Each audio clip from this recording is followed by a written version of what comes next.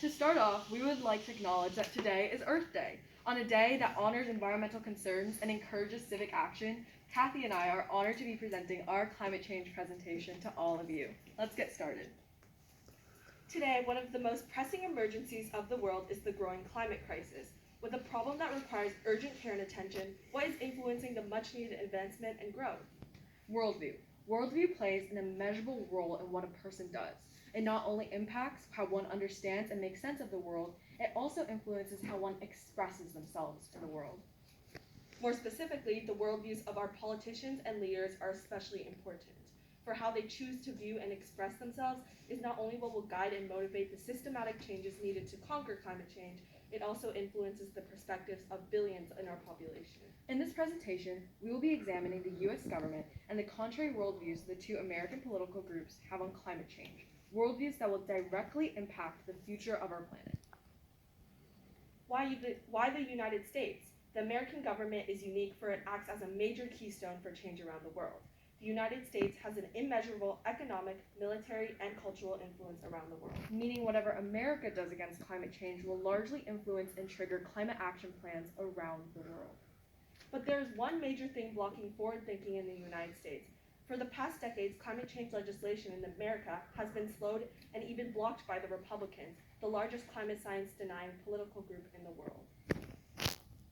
With that said, let's begin with the worldview of Democrats, the progressives. According to the Democratic Party platform, Democrats believe that climate change poses a real and urgent threat to our economy, our national security, and our children's health and futures, and that Americans deserve the jobs and security that come from being the clean energy superpower of the 21st century. In Eisenstein's words, centrist Democrats have a climate orthodoxy approach to climate change. According to a Pew Research Center survey conducted in March 2020, about 88% of Democrats now consider climate change a major threat to the nation, with 78% of Democrats saying that dealing with global climate change should be a top priority for the President and Congress. Democrats are committed to curbing the effects of climate change through working with everyone, from scientists to workers, both in the public and private sector.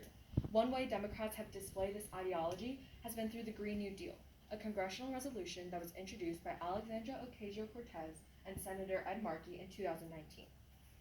The Green New Deal contains two big ideas, the first of which focuses on reducing greenhouse gas emissions and the need to stop burning fossil fuels.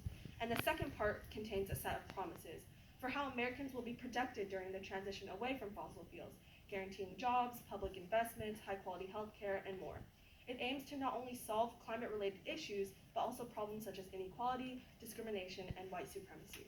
Supporters of the Green New Deal, often Democratic far leftists, demonstrate another worldview we see amongst Democrats in regards to climate change.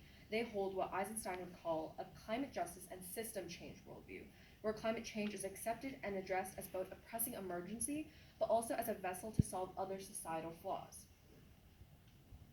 A leading voice for this worldview is Natalie Klein, a Canadian author and activist who said, "Climate change isn't the only system crisis we are facing. By using the Green New Deal, we are multitasking to solve these problems as all these things are linked together." Now that we have spoken on the Democratic worldview, let's examine the worldview of Republicans and conservatives. In Eisenstein's words, most Republicans hold a worldview of climate change skepticism, where global warming is either not happening or has little to do with human activity. Today, climate skepticism is the bedrock of mainstream Republican politics. Senate Majority Leader Mitch McConnell even went so far to say it determines whether or not you're a good Republican. 3 years ago, Donald Trump, our last Republican president, not only called climate change a hoax invented by the Chinese, he also withdrew from the Paris Climate Agreement, an international attempt to meaningfully reduce the rate of greenhouse gas emissions. Both these acts demonstrate a clear display of his conservative worldview. According to the same Pew Research survey mentioned before, almost half of conservative Republicans, that's 45%, think human activity has little to no effect on the planet's rapidly evolving climate, with only 21% of Republicans saying that climate change should be a top priority of the government. Democratic Congressman Henry Waxman said, "It has always been amazing to me that the Republicans as a party have taken a view that climate change, if it even exists, is not caused by man-made pollutants and it's not really much of a problem. It's an open hostility to science and evidence and facts that are becoming more and more undeniable." Why do they have such a worldview? Cathy and I believe it stems from a lack of trust in science, which has led to a lack of urgency. A separate Pew survey from 2016 found that only 11% of conservative Republicans think scientists understand the causes of climate change very well, with only 15% trusting scientists a lot. Ben Shapiro, a Republican advocate, refused to call global warming an emergency, saying that IPCC reports do not provide enough evidence for the doomsday scenario that has been pushed into mainstream media. This reluctance to trust science also aligns with the highly religious backgrounds of many red states, where trust is less towards modern research and scientists, but instead directed to local churches and priests. This worldview has made it very difficult to pass climate-related legislation in the American government. A recent example of this was the harsh criticism the Green New Deal received from many Republicans. Mitch McConnell called it a radical top-down socialist makeover of the entire U.S. economy. Pete Stauber called it a disastrous plan. Ron Estes said it would be a massive government takeover. Kevin McCarthy said it would stifle innovation.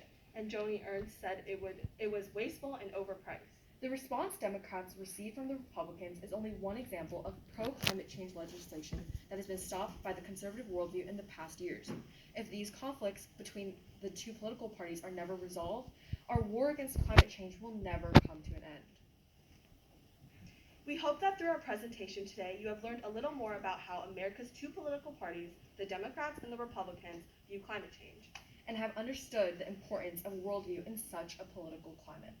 With a problem as grand as climate change, different worldviews can be expected, but conflicts that may arise from opposing worldviews must not distract us from the problem at hand. For the nuances and disagreements of modern-day politics should not be prioritized over the future of our world, our home, the Earth.